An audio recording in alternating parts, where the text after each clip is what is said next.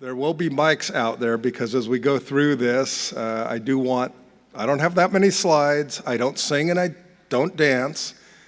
I can lip sync maybe, but so we'll need people asking questions, participating, etc. But I'm going to kind of quickly go over legislative things that are in progress right now and happening. Talk about a little of what we're going to do in the future, and probably most importantly, how to get you involved, because the reality is I can't do it all. I need people to be active in it. AAFD gives me a platform to work off of, and you're all part of that platform to make it successful. So first we'll hit federally what we're going to have some bills right now, and some of these were already introduced last year. But Cortez Masto, who opened today and who spoke last year remotely, has introduced a couple bills. The first one is an SBA disclosure bill that would require franchisors to make additional disclosures if that brand is going to receive SBA money. It requires things like first-year average unit volumes, first-year closures, things like that. And the second bill, another SBA bill, which I'm sure everyone would want, and this is kind of the frustrating one, because this one should be an easy one to get through if politics weren't politics in DC right now. The second bill is simply a bill that would require the SBA to list all the franchise brands with their default rates on SBA loans. To me, this is almost more important than the whole disclosure document, because you could eliminate a lot of brands just knowing what their default rates are. If you're looking at a brand that has a 20% default rate, how many of you are going to read that 500-page disclosure that I know you all read before you buy your franchise? And so the third bill that we have, and AFD has supported all of these bills with letters, is a bill that was introduced last year during our conference in June, the end of June, by Representative Schakowsky from Illinois, of a private right of action bill. Some of you came by my table this morning and that we were talking about filing FTC complaints. And people have to remember that violations of the FTC franchise rule, you are not allowed to sue your franchisor based on those violations unless you're in a lucky state that allows it, or you can prove fraud and it rises to the level of fraud. Otherwise, you have to depend on the FTC to take action. The FTC has taken action in Burger M this year. That's the first time they've taken action since 2007. Now, we've had a lot of changes at the FTC, positive changes, and staffing, additional staffing, and now a new commissioner that should help us with some of those things, but a private right of action would still be vitally important. And this is one we're actually going to look at more of the registration states and try to get this done there if we can't get it done federally. State bills, we have two in California sitting on the governor's desk, and I keep waiting for them to be signed. This is kind of like a nervous month for me because these go on his desk, you really have very little contact with his office, and he has until September 30th to sign or veto any bills. Both the bills passed unanimously. 676 makes a lot of technical changes to the disclosure process. One of the big things a couple of the big things in there is it'll bring in sales agents as part of coming under the disclosure laws. So it's not only the franchisor and their employees, but also their agents that can be held liable for disclosure violations. And a couple other things in there. It has a whole section on waivers, disclaimers. You know, when we sign all that document at the end, we always sign something that says we didn't rely on any information they gave us outside of the disclosure document, and those will be null and void in California. Another one that hit some of the people during the pandemic is if your franchisor deferred royalties or abated, hopefully, but deferred or did anything to help you when you weren't open, many franchisors required you to sign a general release and/or franchise agreement changes. This would not allow them to do that in exchange for any relief during a federally or state declared emergency. So that's the first bill. That bill got to the governor on the August 31st. So any day that could get signed or I guess vetoed. Everyone keeps asking me to write, like the PR for this when it gets signed, and I'm like, I'm not jinxing this thing. That bill did pass the Assembly initially 63-1. Yes, one person had to vote no on it. Passed all the committees in the Senate unanimously, got all 40 senators to sign on to it in California, and went back to the Assembly with the amendments and passed unanimously. So we're pretty confident that he can sign it, but you never know. Governors actually are like kings, you can go through all this legislative process, and in the end, they say nope, and you've lost. Who was, Christine, I think, was a Patriot fan. I always describe it as, it's like the New England Patriots if it gets vetoed. You've gone undefeated through the whole season, and you lost the Super Bowl, and now what? So the second bill hit the governor's desk 2 days ago, and simpler bill, and this one kind of came up as a surprise. It wasn't one that we started, but added into, and it has a nice little paragraph that would require all franchisors to report to their California franchisees all the rebates they've taken the previous year by vendor. Very simple bill. Franchisors aren't too happy about this bill of having to disclose this. Now, it'll allow them to still take rebates, but I think the first step in kind of getting not necessarily rid of rebates, but under control is the exposure of it. As you'll see next, we have a bill in New Jersey that's active right now, and that would actually require the franchisors to give the rebates back to the franchisees, and you can imagine the unhappiness with that. And I'll give you an example. Choice Hotels, which has many different brands, last year took in $86.9 million of rebates. And trust me, the franchisors aren't going to walk away from $86 million on their line item on their income statements without taking a huge fight. And, rebates aren't all bad. If your franchisor negotiates a 10% savings for you and keeps 3% of it, do we care? We both win, and that's okay. It's when franchisors are limiting your suppliers to one supplier and then marking up the price above market rate only so they can get a kickback. That's not right.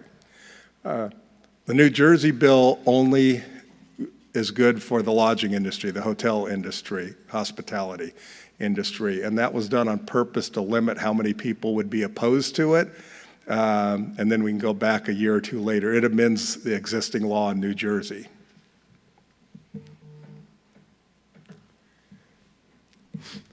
So regulatory stuff, the FTC, as we've talked a little bit about with many people who came to my table this year, there's a new complaint form that's specific to franchising.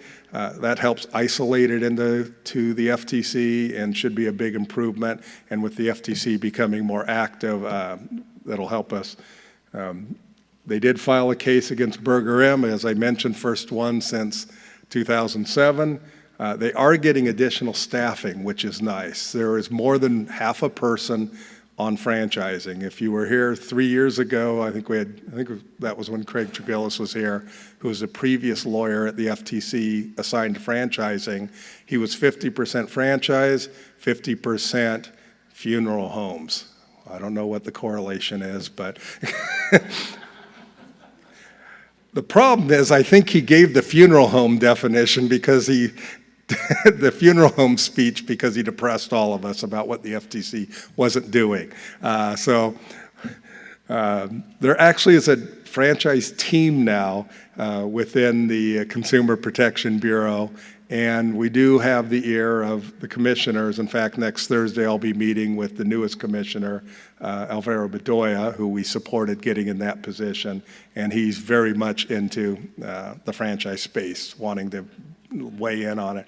And I think it's going to be, he's a privacy expert, and that's his specialty. But I think the franchise space is one of those things that he's going to probably take as his own that he wants to drive through. So that's good news. And of course, we have the GAO here doing a study. Schakowsky, when she gave her speech last year, besides a private right of action, announced that she was sending a letter to the GAO to do a study into the inadequacies of the franchise rule and the inadequacies of the oversight by the FTC. And they've been working on that since last July, I think beginning of July. So there's a lot of work that's been into that study.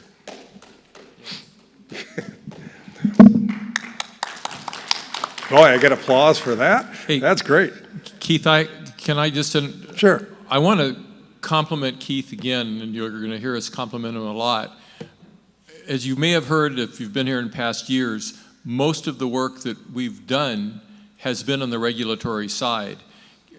We've been trying to convince the Federal Trade Commission that they have authority to deal with unfair trade practices. Mr. Miller, that's Keith Miller as opposed to Heath Miller, who you're going to meet with a little bit later, has just woven magic to be able to open the regulatory side of things. And to have legislative success has been just extraordinary. And I really want to ask all of you to thank this gentleman, because he's been just a miracle worker on behalf of franchisees. We'll see. Oh, yeah, just getting right. started. all while he's making sandwiches, I might tell you. Yeah. Kind of a funny story. So since I get in the state regulatory, and tomorrow morning we'll have two of the state regulators dialing in. One recently retired from Maryland, and Teresa Leach from California. And she goes, "Oh, the sandwich making is just to cover." She goes, "Yeah, I heard your bill passed unanimously through the Senate." I go, "Yeah, I was listening live to the vote going on while I was making somebody's sandwich." So I literally had my earpiece in, making somebody's sandwich, listening to the vote getting called, going, that person better vote in. So regulatory issue states, the law in California will change that drastically. It'll get them more staff. And then you have NASA, not the ones that goes to the moon or is trying to go to the moon. Again, it's the state regulators. And Teresa and Dale are very instrumental in that, and they're working on some items. Actually, one of the big items they're working on is that whole disclosure, disclaimers, and waivers thing that we hopefully are going to get signed into law in California.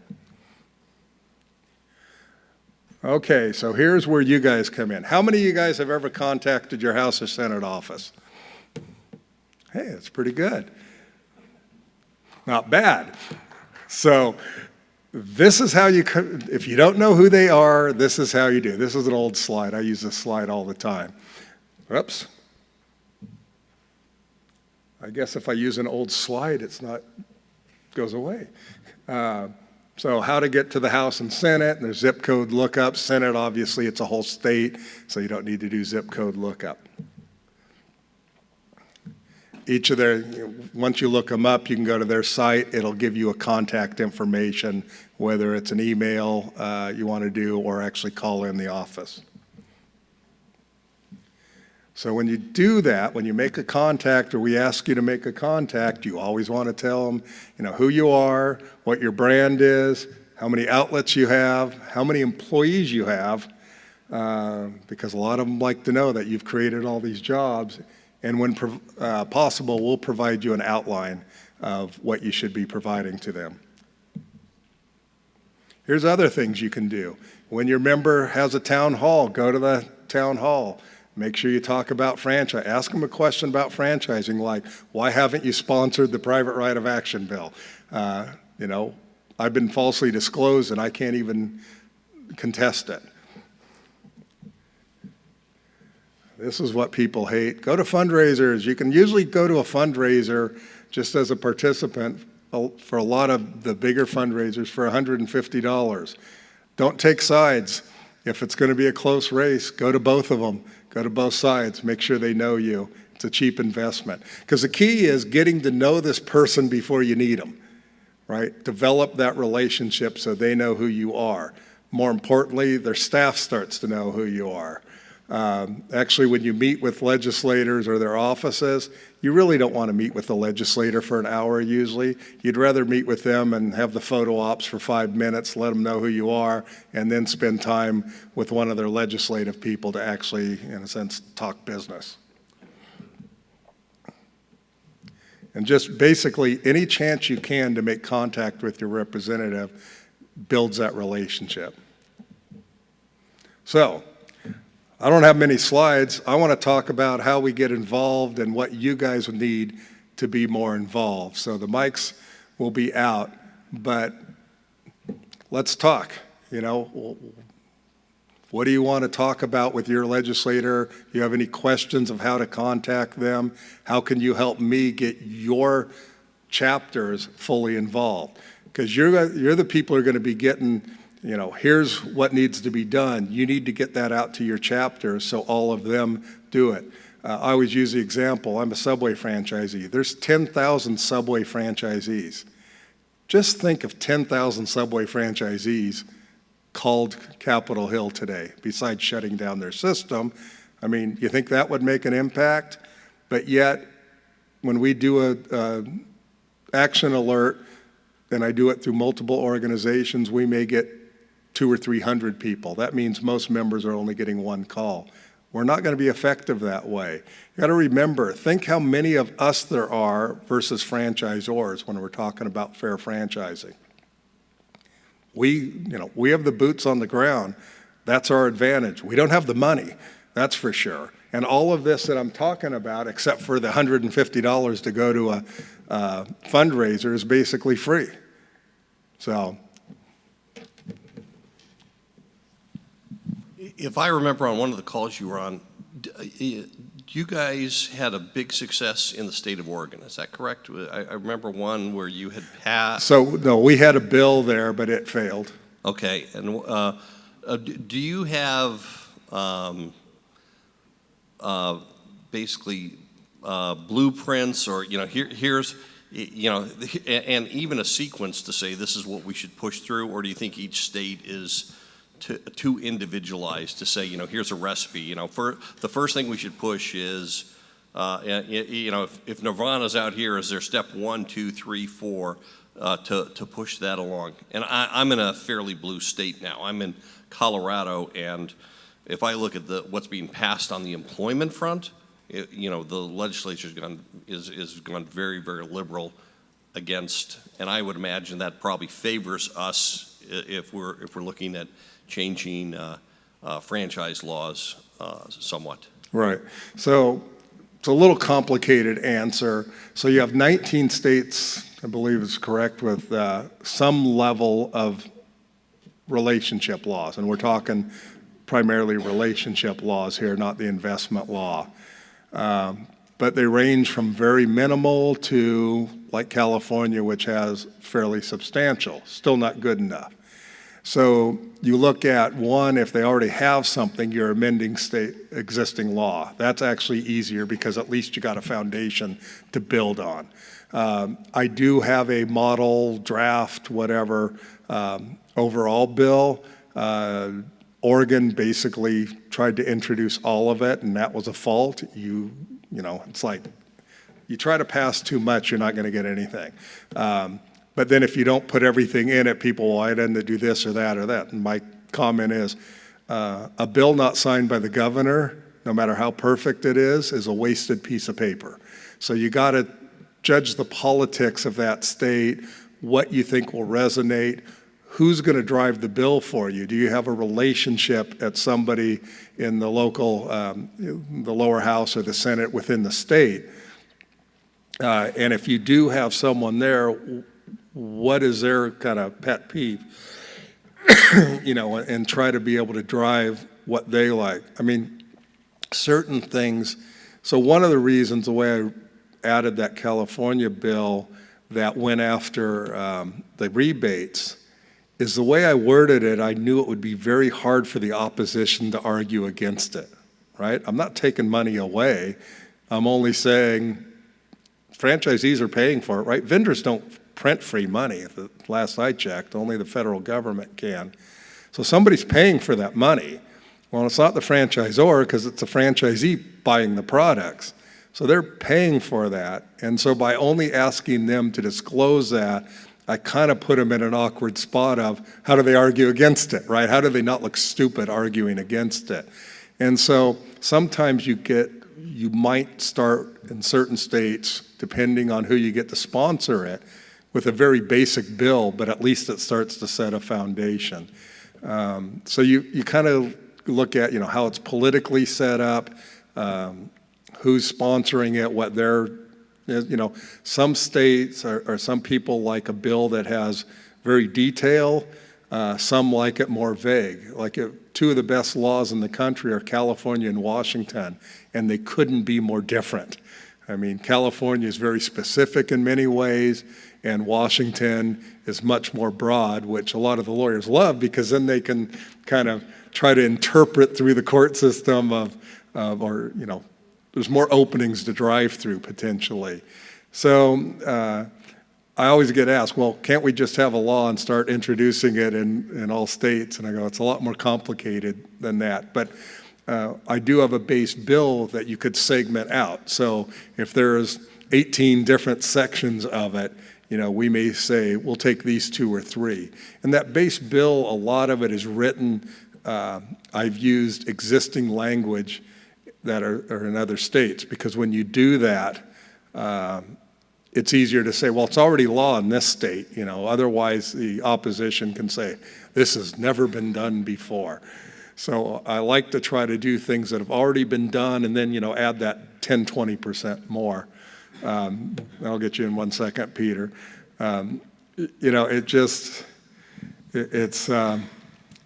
When you go through these steps, it's kind of funny how you sneak things in, and Peter's going to ask this next question.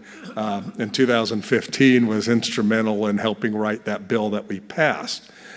And one of the things in that bill was the language of termination rights on it, and the specific language of they cannot terminate you except for good cause.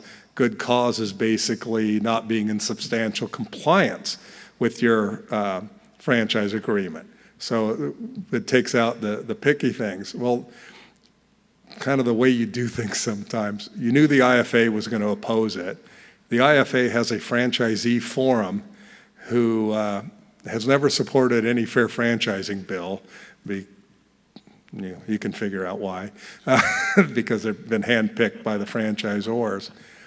We ended up taking almost the identical wording to what's in Wisconsin law. And that's the wording that we used around that. And part of the reason I wanted to use that is that year, the franchisee forum chair, the franchisee who would actually argue against this bill, was from Wisconsin. So, excuse me, you mean you don't think that the California franchisee should have the same rights that you benefit from in your own state? So, you don't always play nice. It's a contact sport. Yeah, Peter. So I want to add to your remarks on what kind of legislation can you seek was the question. And the franchise legislation we've been working on for decades. We tried to do it in the federal level over 30 years ago. We have draft legislation around that we've put together. Keith is right. There are statutes in a number of states. Most states have nothing, all right? If you're in one of those states, your rights and duties are solely going to be on the one-sided contract that you signed. So, but I would encourage to think about what's most important to you in 3 areas: the birth, the life, and the death of a franchise unit. Think about that. The birth is the franchise disclosure laws. We have the Federal Trade Commission regulation with no private right of action. That's why Sikowski's bill is very important. You cannot sue under the FTC rule. Now, about 16 states have a state disclosure law, and many of them, but not all, have a private right of action. Almost all the state laws that are on the books adopt the FTC disclosure format. So if your franchisor doesn't give the disclosure out or gives a disclosure with false statements in it, you can sue in those states. But many of you states don't have it. Now, that's not going to help you so much if you're an existing franchisee, because you already signed up. So you're interested in the relationship itself or the termination, renewal, or sale of the franchise. Most states have nothing to protect franchisees in these areas.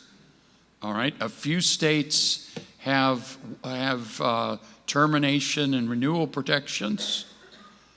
A very few have relationship protections. But those laws are out there as models.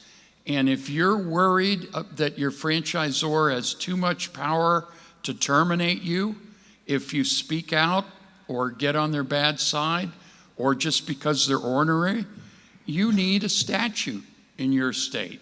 And if you're gonna go for that, that's the end of the relationship, you should cover termination, you should cover renewal, and you should cover transfers, the sale of a franchise. All of those are in the California law right now, but the renewal one isn't so good. The big uncharted area in franchise legislation is the life of your franchise, the ongoing relationship. Almost no states have protection for making you pay too much for the product you buy. All right?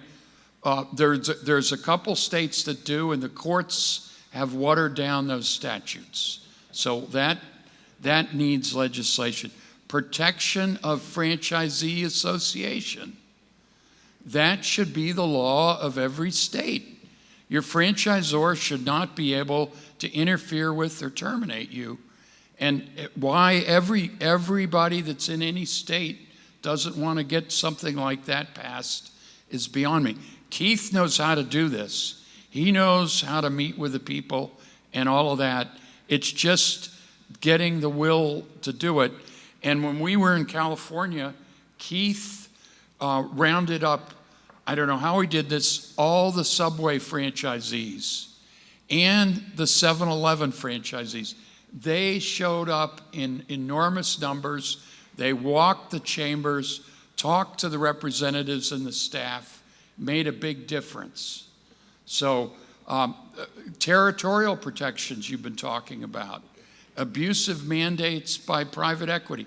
All of this stuff, you don't have rights under these agreements. You need statutes. It's as simple as that. You need statutes. Keith's the guy to get it done. And if we get it done on the federal level, we're going to do something really big for Keith. We don't know what it is yet, but... You retire me then or something like that? So, and actually, we actually do have a federal bill ready to go, but with Cortez Masto, it's actually a multiple level rewrite of the Coble-Conyers bill from '99, and I don't see Jeff Half still in here. Jeff Half did a lot of work on that. Like that, and I have all these lawyers, I send stuff out, and it's like, shit, here comes Keith. Unpaid hours helping us. But I mean, the goal, I jokingly say that, but a lot of the goal is, if we can get laws on the books, these lawyers have a lot better chance of helping you, right? I mean, the laws are stacked against, they're going into things as the underdog on every case almost because of the laws that are there. Yes, Bob? You just invoked the name Cortez Masto, and I do want to make an appeal. I've been debating this for some time. I know that Keith and I have personally. Senator Masto has been the premier advocate, champion of franchisee causes. She's in a tough race. Somebody asked me the other day, well, I said, I want to make a pitch for her. I don't care if you're Republican or Democrat or whatever. This woman has been a pro-franchisee champion, and we need to continue her good work. So you do have checkbooks. I would encourage you. I don't like making, people know me, I don't like going out on limbs, and it's not a blue-red situation, but I think, Keith, you'll agree with me that if we need her in the United States Senate as franchisees. We've never had a champion like this in my 40 years of representing. So she's from Nevada. She's in a tough race, and enough said. Yep. And if you do want to contribute, let me know, because I have a specific link to contribute so she knows it's coming from franchisees. One of the things that's really hard to get champions, let's step back and think about this. When I introduce bills, you have the International Franchise Association coming out against it. It's a multi-million-dollar organization funded by multi-billion-dollar companies. I mean, I'm dealing with McDonald's and Marriott and those to fight against. So when you introduce legislation, whoever sponsors or authors it, it's an extremely heavy lift. And how many votes is that heavy lift? We got to be, think about them a little bit of, they're trying to save us, but we're a very small percentage of their voters.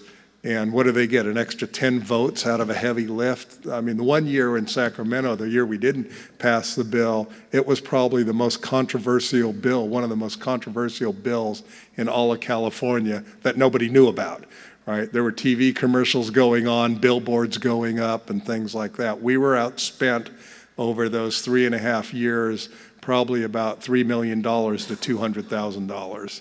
And yet we got it passed. But that's what we're up against. So if you can help her, let me know. I've maxed out to her myself.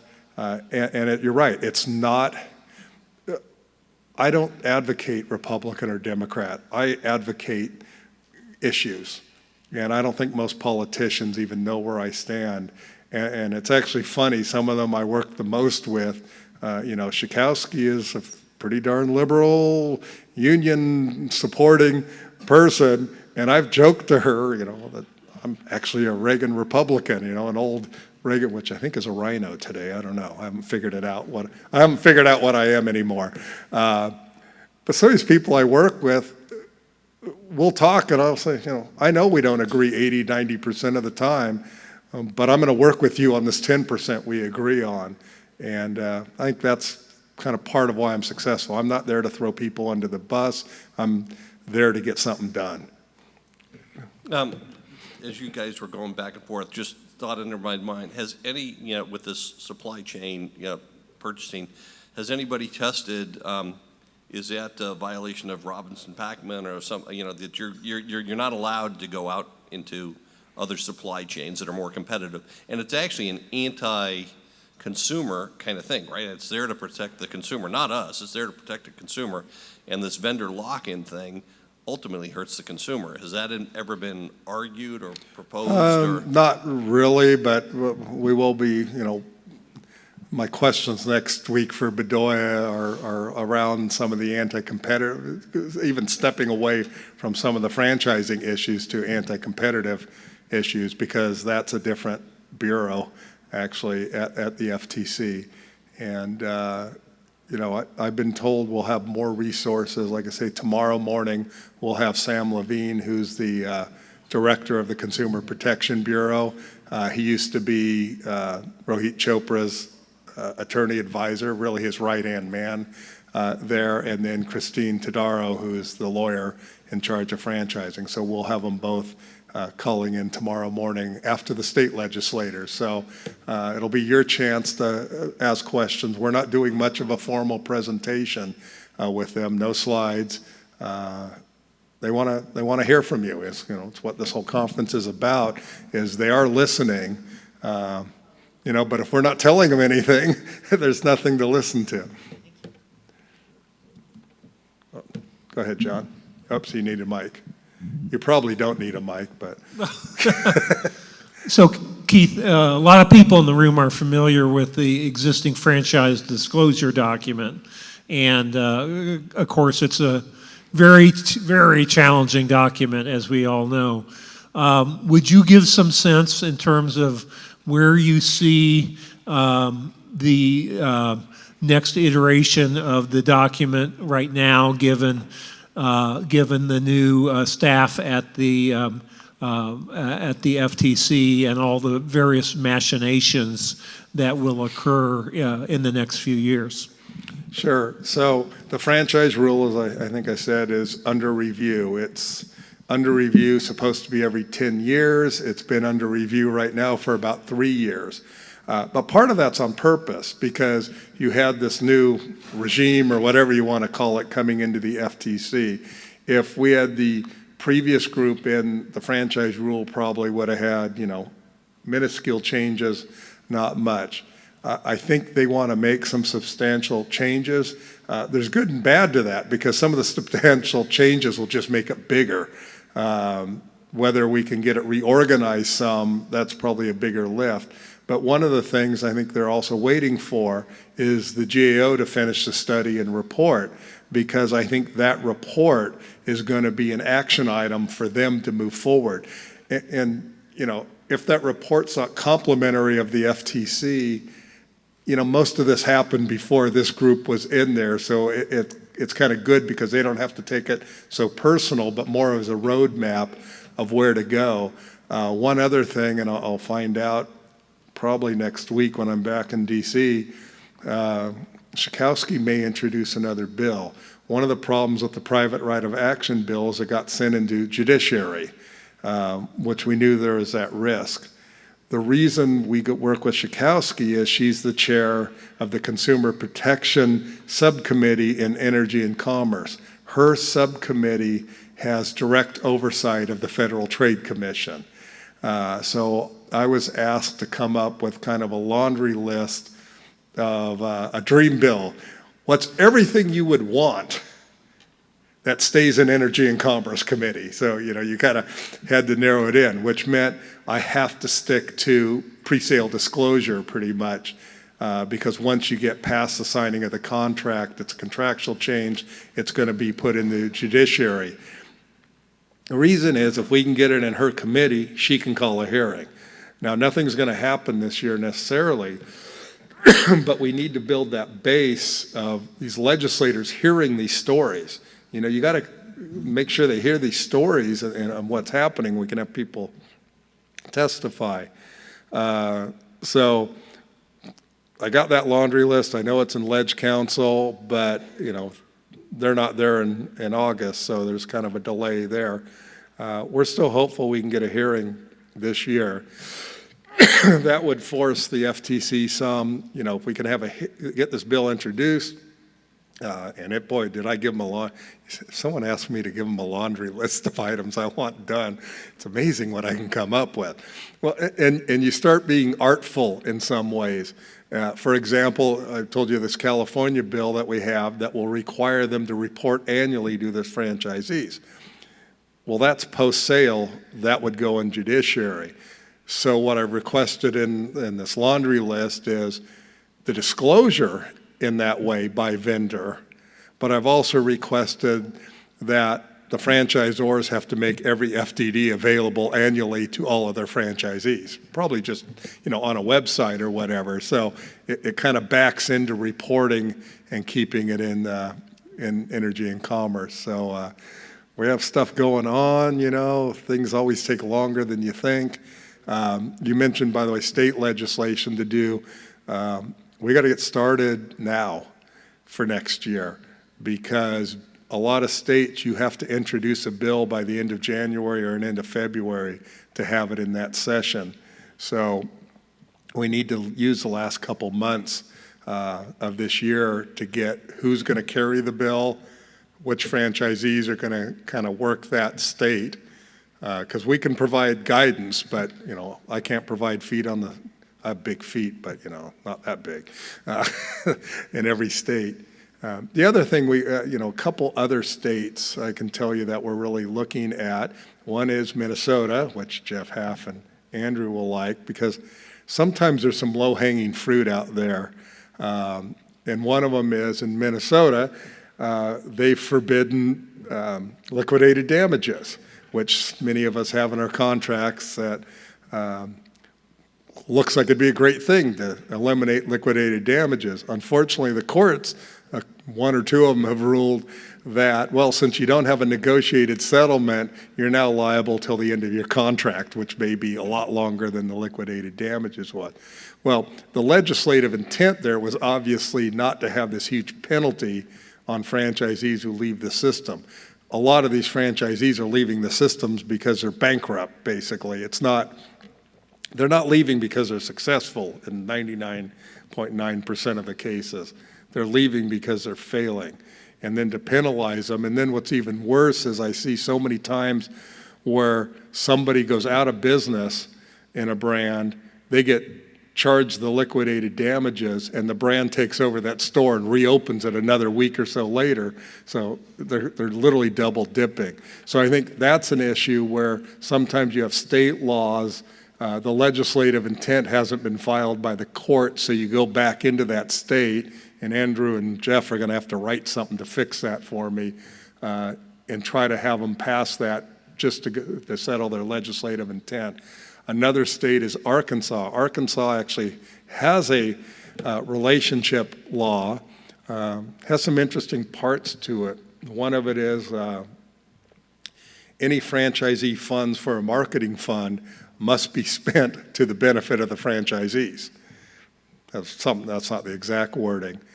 It has a few other interesting things that aren't bad, but it also in the definition says that this law applies to any franchise that isn't defined as a franchise by the Federal Trade Commission. It's like, so what? I don't even know what it applies to. It's almost like somebody snuck in a sentence that sounded good at the end and basically it was like a poison pill. It basically killed the law. Again, that's a legislative intent, I think, is low-hanging fruit that we can go back and do. And I think that one, actually I'd already worked with a representative there to start a draft bill. Since they talked about advertising funds, one of the key things I think that might be low-hanging fruit is better disclosures, reporting, whatever, of advertising funds. I mean, detailed accounting of advertising funds that franchisees pay for. And now the big one coming up is loyalty programs. Franchisors are using these loyalty programs to make money. You look in the hotel industry, how many of you have seen or belong to one of these hotel brands and have been offered 10,000 points, 20,000 points, right? Right? Where's that money coming from? I mean, they're creating a currency. They're literally creating a new currency called loyalty points, and guess who pays for it? The franchisees.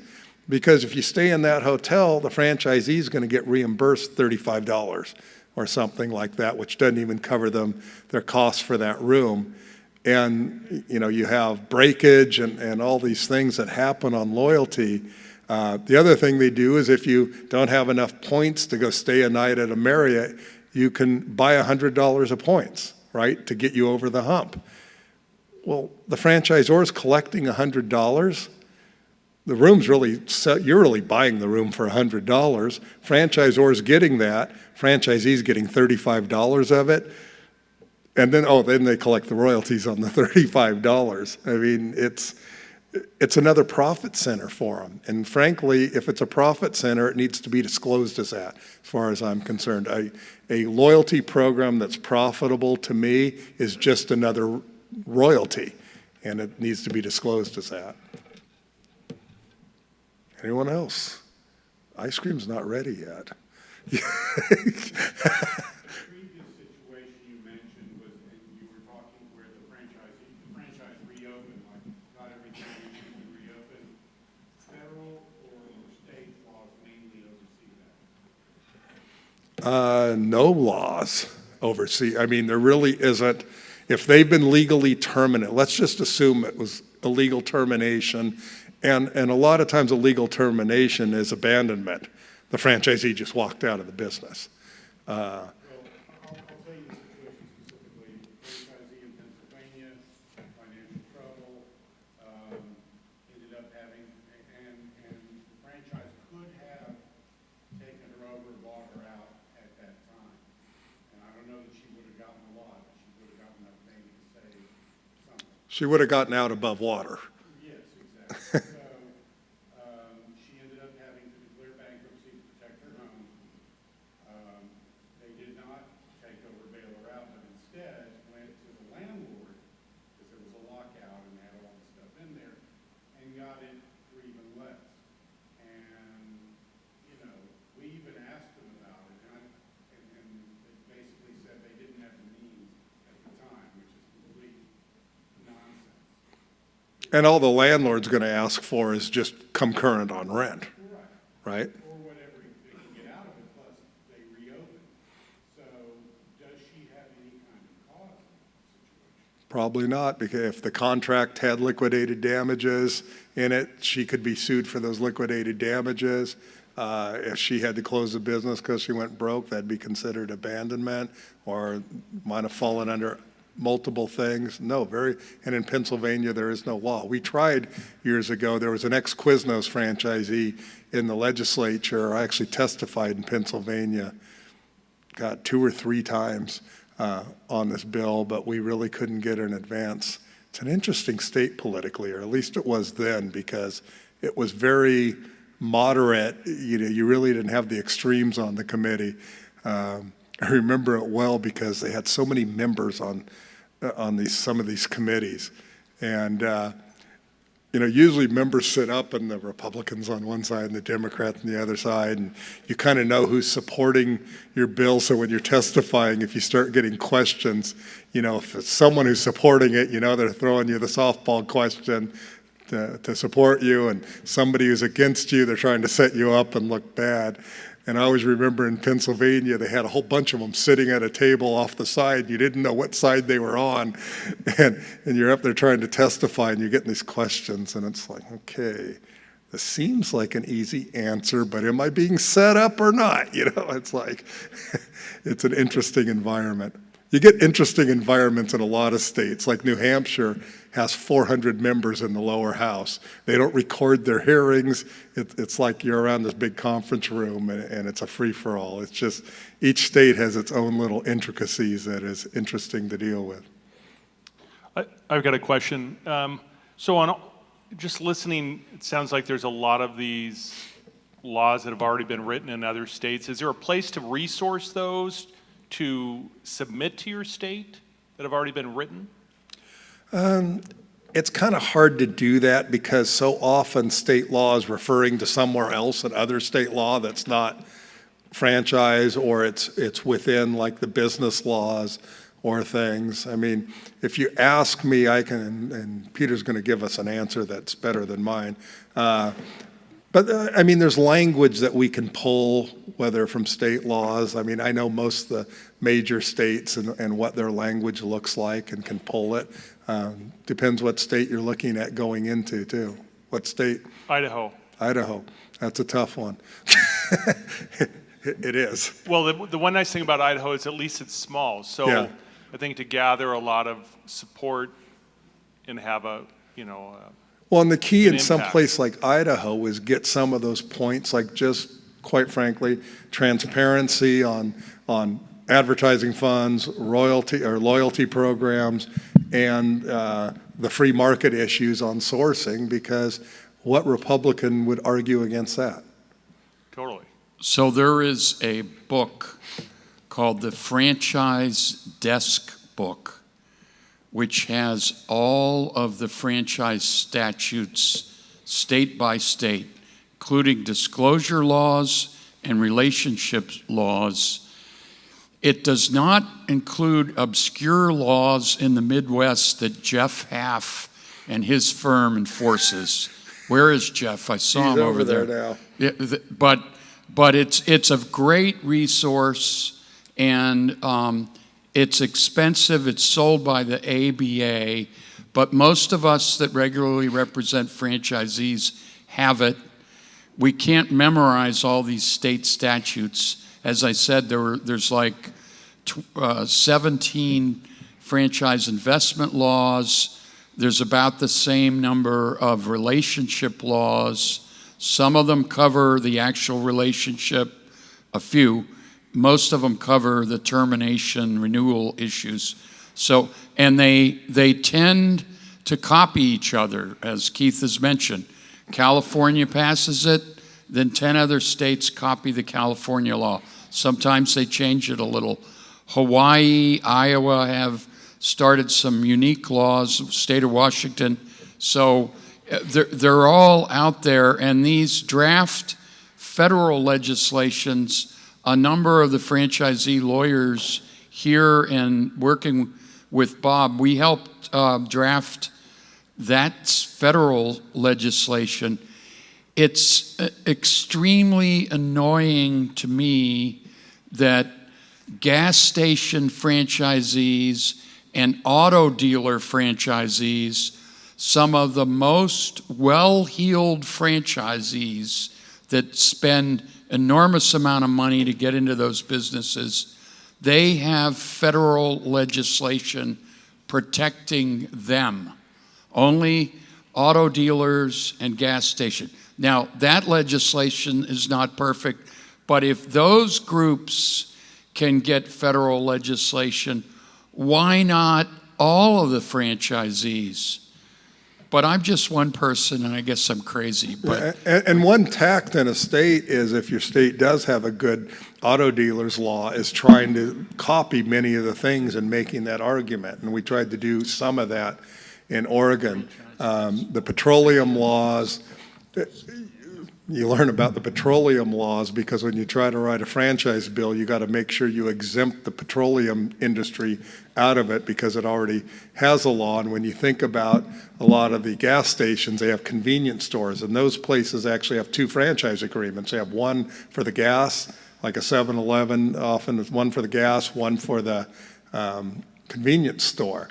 And so you don't want those two laws to overlap because the petroleum group is pretty strong. When we finished the California law in 2015, it's kind of a funny story. So we made this compromise with the IFA to get their opposition off of it. And then the petroleum industry came in, all the big, the mobiles and the whatever. We're going to stop this. You got to exempt us. And so I said, well, give me some language that you want in there to exempt you. I'll look at it, right? I'm dealing with all these high-priced lawyers. I'm a sandwich guy, right? What do I know? So the Speaker's office calls me and goes, well, I got the letter from the petroleum group. Are you okay with it to accept it? So it's like this, sorry, lawyers, but it's like lawyers do. It's a one-sentence change, but they had to put it in like a 6-page letter. Like, just tell me what you need changed. And so the Speaker's office goes, you okay with it? I go, no. She's like, really? What's wrong?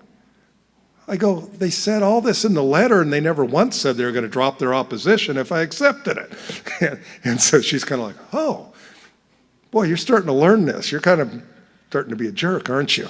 You go, well, whatever it takes. But it was funny. This big 6-page letter to put this amendment in, and then they conveniently forgot to say they dropped their opposition if I accepted it. So it's an interesting game sometimes.